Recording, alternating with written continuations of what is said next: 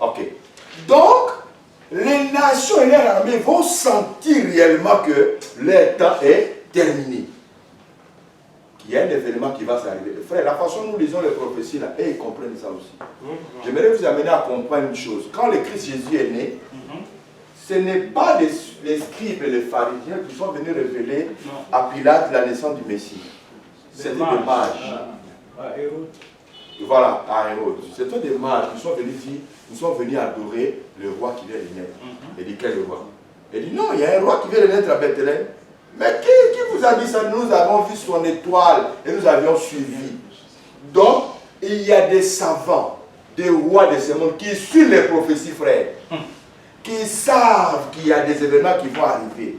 Et le diable les a préparés. Voilà pourquoi je parlais des coronavirus, les situations des fléaux que l'homme lui-même a fabriqués pour détruire son ami l'homme. Ce n'est pas trop ça l'objectif. L'objectif, c'est pour préparer la guerre d'Armageddon. Est-ce qu'on se comprend? Voilà. Donc, eux aussi, pressentent qu'on va nous arracher le royaume.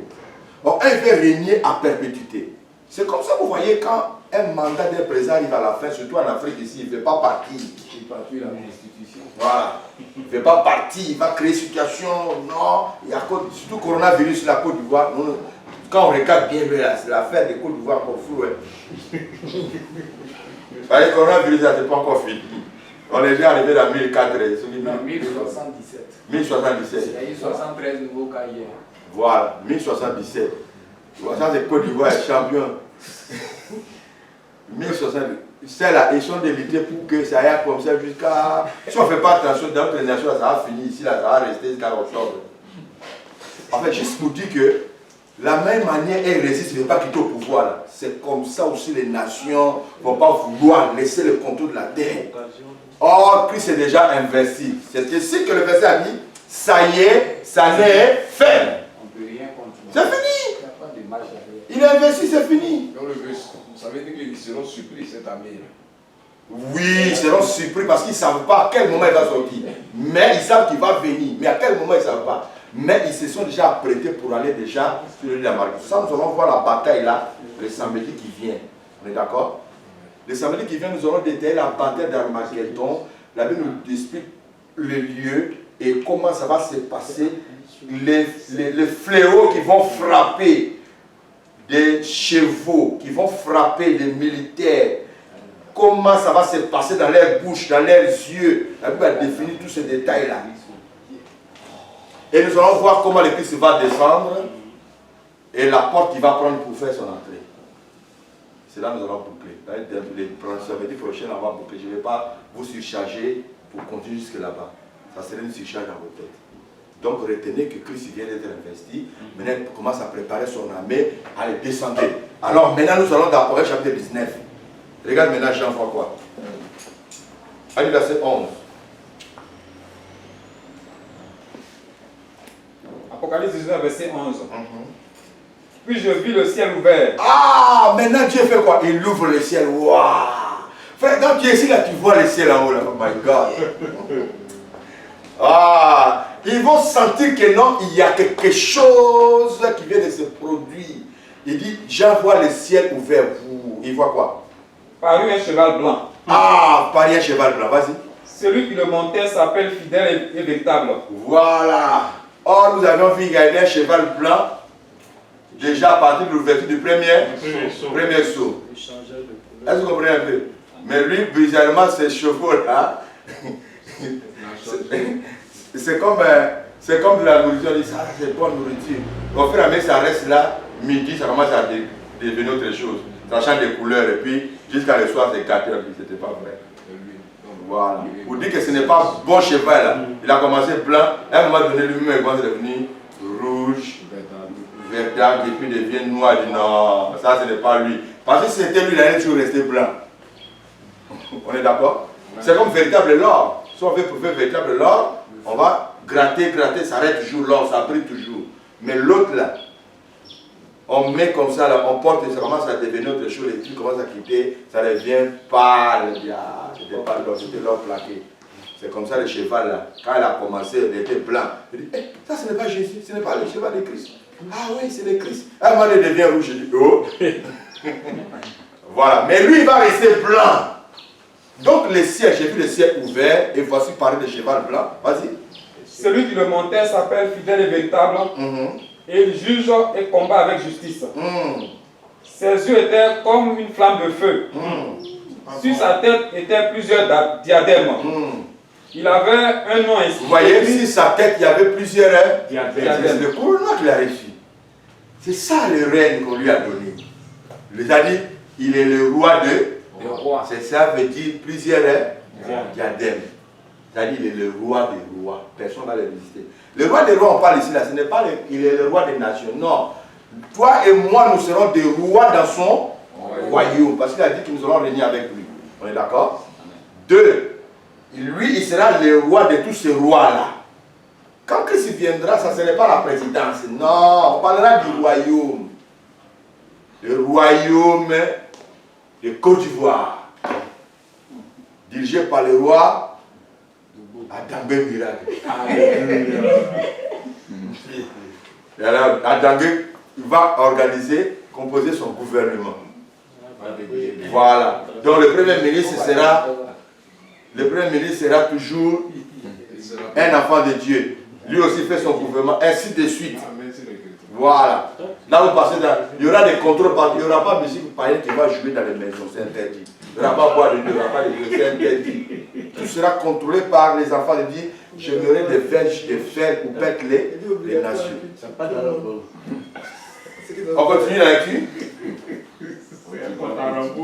Il avait un nom écrit que personne ne connaît, sinon lui-même. Verset 13.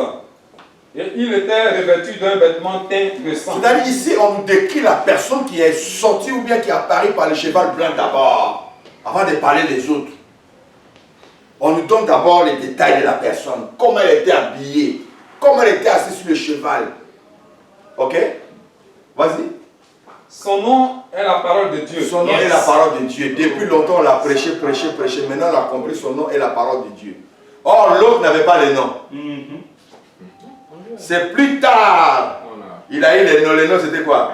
La mort. On dit la mort et le séjour des morts là, l'accompagner. Mais or, lui, il doit être accompagné avec son armée. Est-ce qu'on se comprend? Ça se passe où? Là, maintenant, Christ est venu. On est d'accord? C'est-à-dire, ceux-là, ils voient maintenant le ciel est ouvert. Donc, ici, Daniel a reçu le chrono des temps des événements. Est-ce que vous comprenez un peu? Maintenant, les événements se passent dans le chrono. Dès le moment où le Christ descend ici, nous savons déjà qu'il a 45 jours pour régler avec ces personnes-là. Pour mettre de l'ordre. On est d'accord? Après, ici, nous savons qu'il a 965 jours, faire le jugement des nations et tout.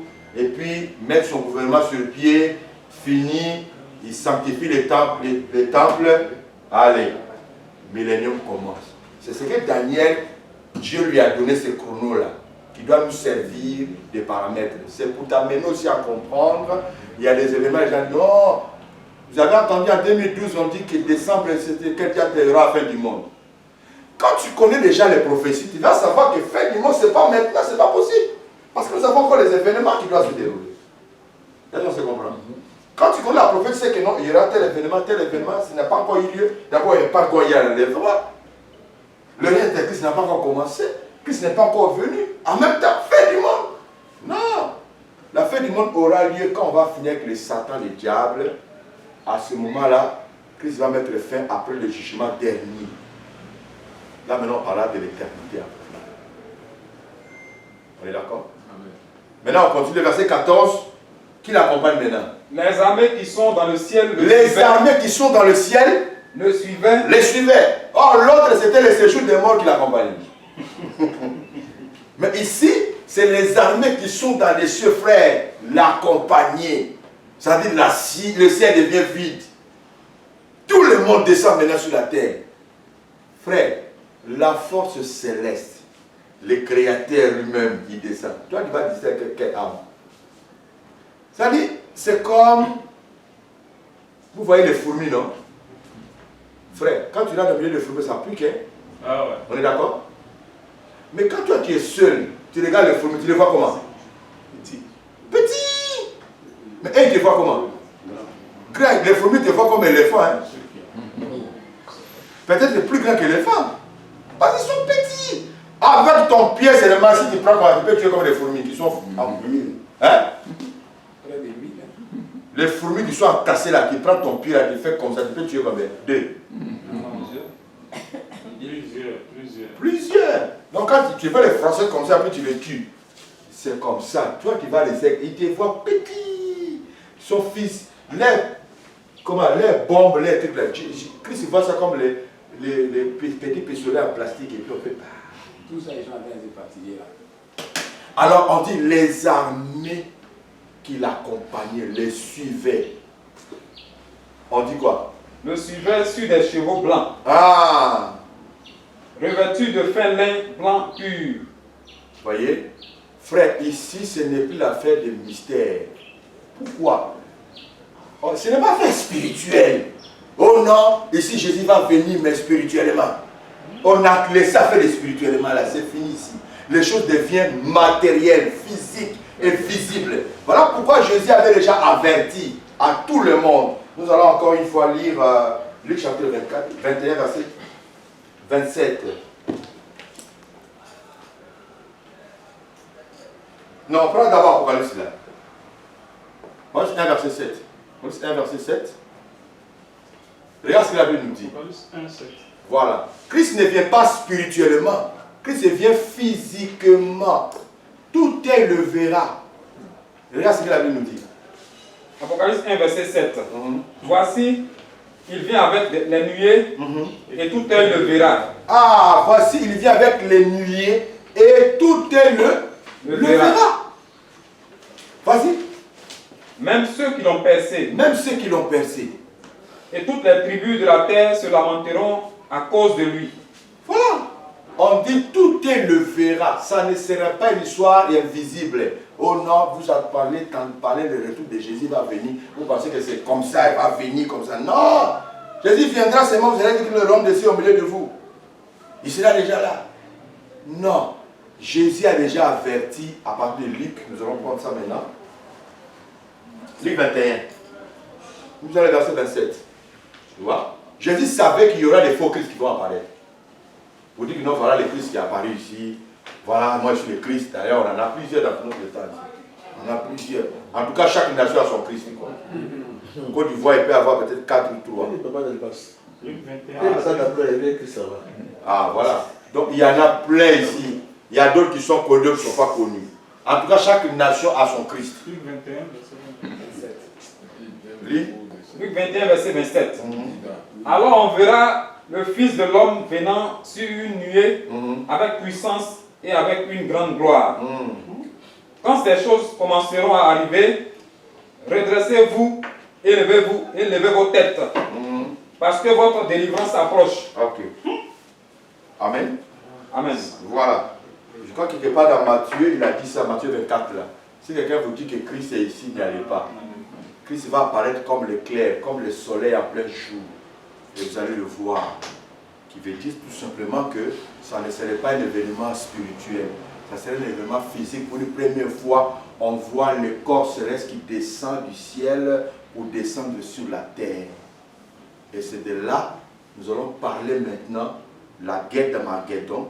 Avant là, nous allons voir comment Christ va descendre sur la terre, où il va poser ses pieds. Quand il va poser ses pieds, quels sont les événements qui vont se passer, comment la guerre d'Armageddon aura lieu. Et nous allons voir les frappes que Jésus va frapper, les nations, les militaires et tout ça, là, les choses qui vont se passer dans les corps. Comment les corps seront métamorphosés par rapport à ces frappes-là. Et ça, nous allons voir ça la semaine prochaine. Que Dieu bénisse sa parole. Voilà. Donc, en résumé, nous avions vu d'abord les chronologies des temps données par Dieu à travers le prophète Daniel. Et lui a décrit le chrono prophétique par rapport aux événements. Il ne faut pas éteindre d'abord. Par rapport aux événements. Alors, depuis la 7e trompette, les événements ne se déroulent plus ici, ça commence ici. On est d'accord? La 7e trompette, dès que lui commence à retentir, les images, ça se passe ici. La 7e trompette. À partir d'ici, nous voyons le règne de l'Antéchrist.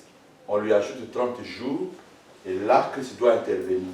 Mais avant que Christ intervienne, il sera d'abord investi dans le ciel. Et puis on va lui remettre le royaume. Dès que le royaume est remis à Christ, Christ prend maintenant son armée. Alors il va descendre maintenant sur la terre. Mais pendant ce temps, il y a aussi l'armée terrestre qui l'attend, qui est les nations, la bête, les faux prophètes. Nous avons vu qu'il y aura 200 millions de soldats qui viendront pour combattre le Christ. On est d'accord? Sans compter les démons qui vont sortir de l'Euphrate, d'autres qui vont sortir La bouche du faux prophète. bouche de... Les 4 esprits mobilisés. Voilà, nous avons encore 3 esprits, donc ça sera en même temps guerre spirituelle et physique à la fois. Cette guerre-là sera terrible, horrible. Le monde n'a jamais vécu ça. Voilà, c'est ainsi que vous allez voir que Christ en marchant, quand il meurt à la croix, il dit tout est accompli. Ce qui a été dit pour le Fils de l'homme et qui doit mourir, crucifié, venait d'être accompli. Mais le tout là ne veut pas dire que tout est fini. Non. C'est de sa naissance jusqu'à la crucifixion, c'est accompli. Donc nous passons à l'autre étape. Il ressuscite, il s'en va, il nous fait la promesse. Il va revenir. Voilà pourquoi un enfant de Dieu peut passer. Pourquoi nous les enfants de Dieu, on ne peut même pas régner? Nous, on devait au moins être ici. C'est nous qui... Parce que le temps de David, nous n'avons pas la même dispensation. Hein? Au temps d'Abraham, Isaac et Jacob, jusqu'à David, en tout cas le royaume était terrestre.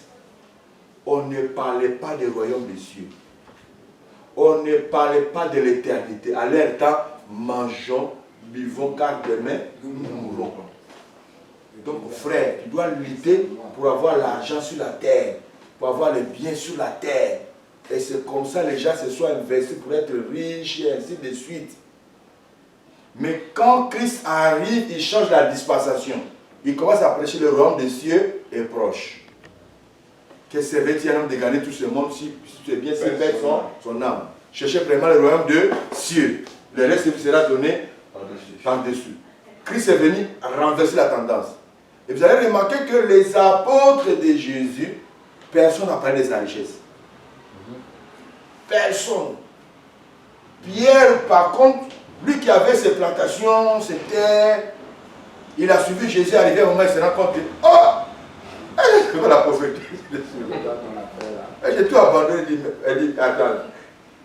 C'était un disciple qui nous a aidé à comprendre certaines choses. Arrivé un moment, ils sont passés à Yopougon, Yopougon à Djamé. Puis il est en train de calculer. Ils sont arrivés à Port-Boué. À Port-Boué, Jésus dit on va dormir ici. Pierre a calculé parce qu'il est sorti le matin. Il a laissé sa femme, ses enfants. Il était marié. Ça fait 3 jours, il a laissé son champ, tout. Il pensait peut-être, Jésus a dit que bon, Judas, donne au moins 200 000 francs à Pierre, il va revenir pour voir les enfants. Après Port-Boué dit bon, matin, lavons-nous vite, vite, vite. Ils sont lavés, dit on va à Benoît. Pierre dit attends un peu. Pierre dit attends un peu doucement. Il dit maître, on dirait que tu fais comme si tu n'es pas au courant. Il dit au courant, ah, mais moi je suis marié. J'ai laissé ma femme, j'ai laissé mes enfants, j'ai laissé tout pour te suivre. Ah mais il y a quoi? Elle dit mon petit. Jésus allait dire ah c'est vrai, j'ai oublié. C'est vrai. Allez, donnez-lui au moins 200 000 francs, il va se débrouiller ça. Ah mais elle a dit Pierre, il dit heureux. L'homme qui a laissé son champ, ses enfants, à cause du royaume des cieux. Il aura encore, dans les jours à venir, les centimes de ce qu'il a fait. Donc, il n'a pas encouragé à retourner quoi. Et il ajoute celui qui a mis la main à la charrue et regarde derrière n'est pas digne du royaume. Oh! Vous voyez? Donc, la dispensation de la grâce nous amène à comprendre qu'on doit se préparer pour l'éternité. On doit se préparer pour l'enlèvement. On doit se préparer pour le millénium. Les choses de la terre, l'apôtre Paul dit quoi? Régissez-vous avec le paix que vous avez. Si Dieu te donne la richesse, réjouis avec ce qu'il t'a donné. Mais ceux qui veulent s'enrichir forcément, ils tombent toujours dans le piège des ennemis. C'est comme ça. Nous avons vu des faux prophètes, des faux messagers qui sortent, qui nous parlent de la prospérité. Il faut qu'un homme de Dieu, il y ait une belle maison, soit véhiculé, grande, grosse cylindrée. On sait que voilà, le règne de Dieu, voilà, ça c'est l'homme de Dieu. Voilà, quand tu n'as pas ça là, alors ça créait que ceux qui ne savent pas qu'il y a un chemin, il faut passer pour atteindre cette dimension.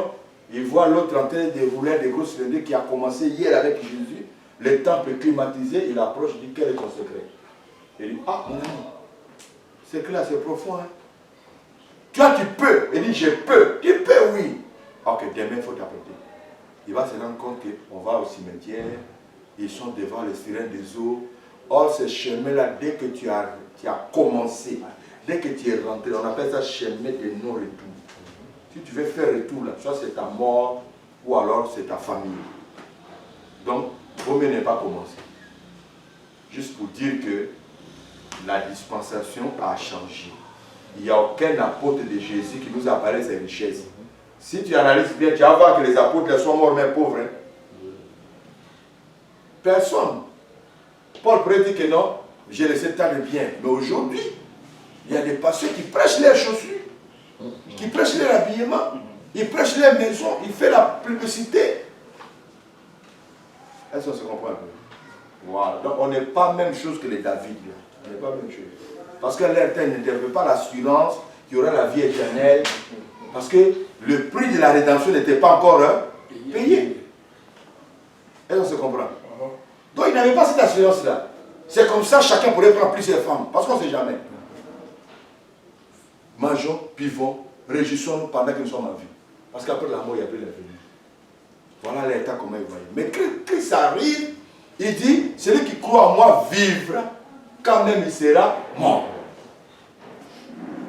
Que Dieu bénisse sa parole. Amen. On va se lever, on va prier d'abord pour la parole. Et je vais vous faire travailler pour 10 minutes.